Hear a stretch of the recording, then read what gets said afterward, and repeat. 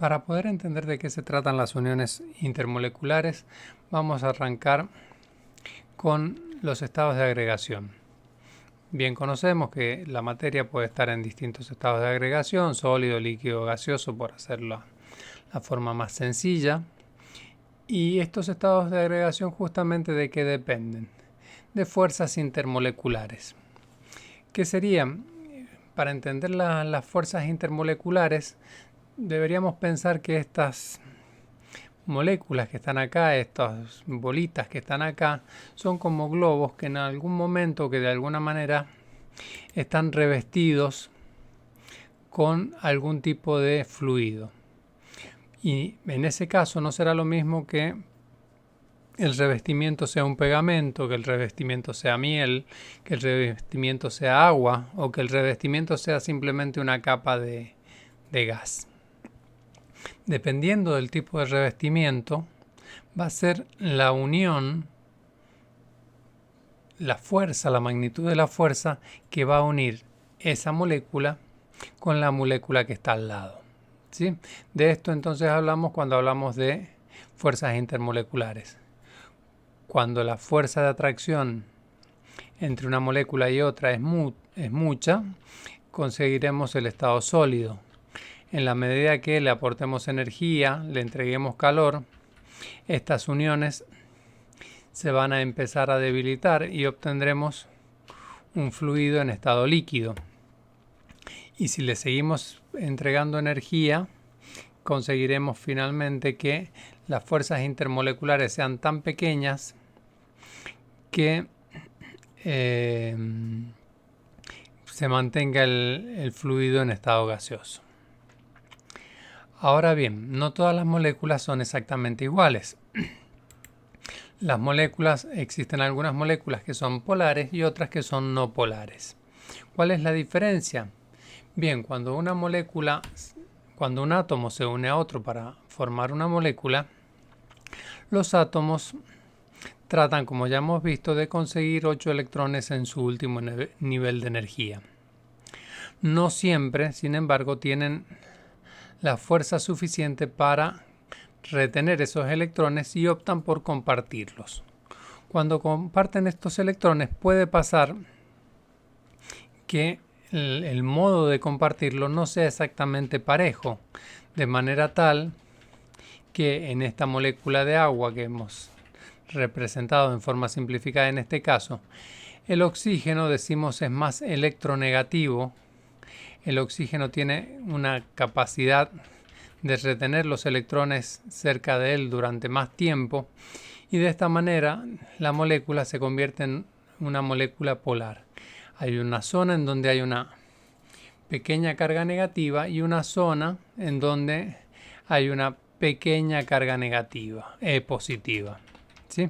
En tanto, en este caso, con la molécula de cloro, los dos átomos de cloro tienen la misma fuerza para atraer los electrones hacia sí, de modo tal que toda la molécula, la distribución de cargas es totalmente uniforme. Así entonces se genera, cuando hay una diferencia de electronegatividad entre los componentes de una molécula, se genera lo que se denomina un momento dipolar. En algunas moléculas, como el caso del dióxido de carbono, en donde se encuentra el carbono en una línea totalmente horizontal, ubicado entre los dos átomos de oxígeno, si bien el oxígeno es más electronegativo, al estar formando un ángulo de 180 grados con el otro oxígeno, los momentos dipolares se dice que se compensan. Este oxígeno tiende a atraer hacia sí los electrones en una dirección y este oxígeno tiende a hacer exactamente lo mismo en la dirección opuesta, de modo tal que se compensan esas fuerzas. Para el caso del tetracloruro de carbono, algo similar ocurre, salvo que es a nivel tridimensional. Como sabemos, el carbono se encontraría en este tipo de moléculas como centro de una pirámide de base triangular. Y en ese caso, los cloros, que son más electronegativos, tienden a atraer en las distintas direcciones a los átomos, de modo tal que todo este tironeo de fuerza se compensa y termina quedando una molécula apolar o con momento dipolar nulo.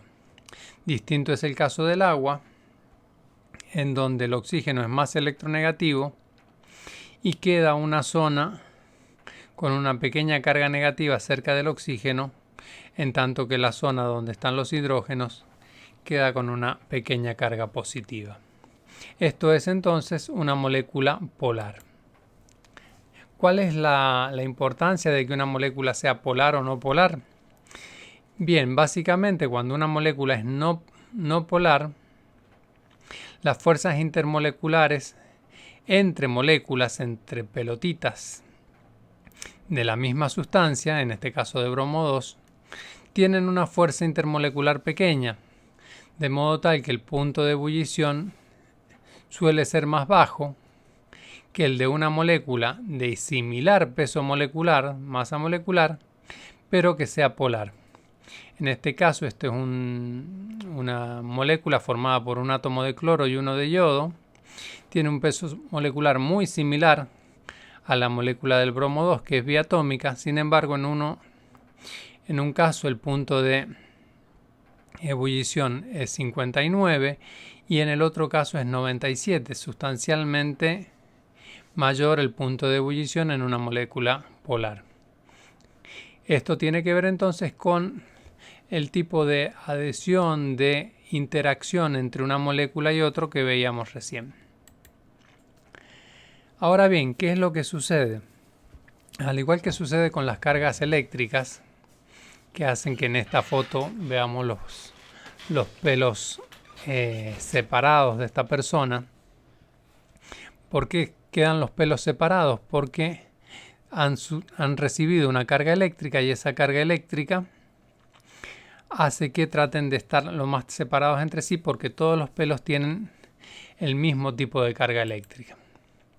Entonces, ¿qué es lo que sucede? Cuando tenemos una molécula polar, como el caso del cloruro de hidrógeno, si se acerca a él otra molécula polar, no se va a acercar de esta manera.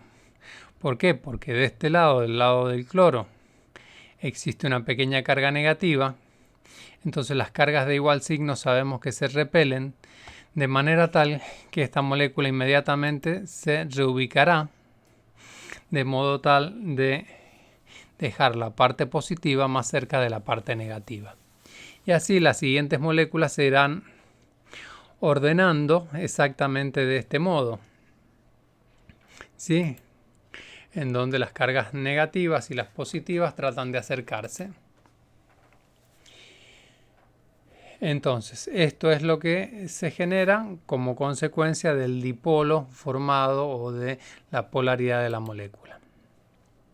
Dentro de las fuerzas intermoleculares existen de distintos tipos. Las fuerzas intermoleculares hablamos de las fuerzas de Van der Waals y pueden ser dipolo-dipolo, dipolo-dipolo inducido, dipolo transitorio, dipolo transitorio, o podrían ser del tipo ion-dipolo. ¿Cómo trabajan este tipo de uniones? Bien, básicamente para el caso del dipolo-dipolo, dentro de una molécula hay una parte positiva y una negativa. Entonces, al acercarse a otra molécula, se juntan, se adhieren, se ordenan de modo tal de que la carga negativa y la positiva estén lo más cerca posible. Esto, por ejemplo, se produce entre el cloroformo y el metanol. El metanol tiene una zona donde está el hidrógeno que tiene una pequeña carga positiva. El cloroformo tiene una pequeña carga negativa en esta zona de manera tal que se van a ir reordenando para que la interacción sea lo menos incómoda, lo más efectiva posible. En el caso del agua y el metanol sucede exactamente lo mismo. El oxígeno tiene una parte negativa, el metanol tiene el hidrógeno, el hidrógeno del metanol se va a combinar con el oxígeno del agua. No llega a ser una unión química, pero sí es una distribución espacial adecuada para reducir las molestias, las interferencias entre cargas del mismo signo. ¿Sí? También puede pasar ion dipolo, que es similar, en donde tengo un catión sodio acá en el centro y las moléculas de agua se ordenan de modo tal de que la parte negativa de la molécula de agua se acerque lo más posible a la parte positiva del catión sodio. Otra posibilidad es las fuerzas de tipo dipolo inducido, en donde tenemos una molécula polar y una molécula no polar. Lo que sucede en este caso entonces es que la molécula polar induce, de alguna manera contagia un dipolo en la molécula no polar. A título de ejemplo, como para hacer una comparación, tenemos el caso de un imán, en donde a partir de un imán se puede adherir un clip y a ese clip se puede adherir otro clip y así sucesivamente, formando una cadena en donde el imán induce, contagia, genera una carga positiva y negativa dentro del clip. La carga magnética acá sería en este caso positiva y negativa dentro del clip. Y de la misma manera se comporta un dipolo inducido. Un caso de esto, por ejemplo, sería la acetona, en donde el carbonilo, el oxígeno del carbonilo, tiene una pequeña carga negativa que induce, que genera en el hexano una pequeña carga positiva en esta zona. ¿Sí? O algo similar acá en el caso del agua con el xenón, el gas noble, en donde se produce un efecto de características similares. O, por ejemplo, aquí que tenemos el ion dipolo inducido para el caso del cloro con el hexano, el anión cloruro, que tiene una carga negativa, induce una carga positiva en el hexano. También puede ser que mucha menor, siendo una unión mucho más débil, las de tipo dipolo inducido, en donde una de las moléculas adquiere un dipolo por algún motivo externo y esto a su vez refleja en la molécula que se encuentra cerca un dipolo de iguales características, ¿sí? Y signo contrario. Por ejemplo, entre dos moléculas, entre octano y hexano, se puede producir por cercanía que el octano se genere un dipolo en el octano y este a su vez genere un dipolo en el hexano. Por último, para terminar, una de las uniones polares más típicas y más importantes dentro de lo que son fluidos en general, porque está el agua, en donde forma con otras moléculas de agua lo que se denomina un puente de hidrógeno, que serían las líneas punteadas que vemos aquí en las distintas entre las distintas moléculas en esta representación, que permite, por ejemplo, que en la medida que se vaya enfriando una solución acuosa o el agua en sí, las moléculas se vayan tratando de ordenar de una manera como la siguiente. Una molécula de agua, en donde tenemos el oxígeno que tiene una pequeña carga negativa. Cuando se acerca otra molécula de agua, se va a acercar de esta manera, tratando de estar lo más lejos posible de los hidrógenos y acercándose al oxígeno. A su vez, la próxima molécula de agua se va, en la medida que se va enfriando un líquido, se va a ir ordenando de esta manera.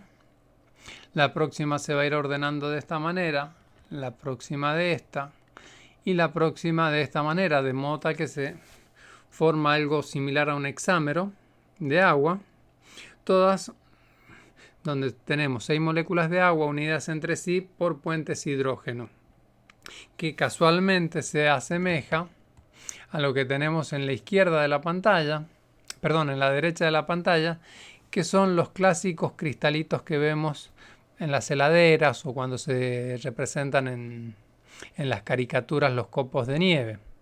No es casualidad que esto se dibuje de esta manera porque está relacionado con esta representación que vemos de los puentes hidrógeno, y a su vez es responsable del comportamiento del agua, por ejemplo, que cuando está en estado sólido, cuando es hielo, ocupa un espacio mayor.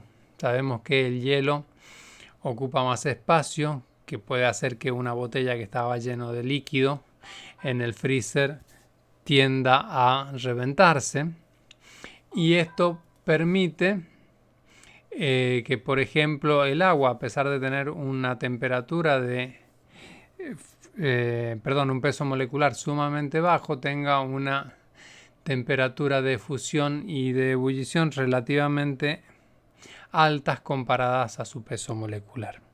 Básicamente de esto se tratan las uniones intermoleculares.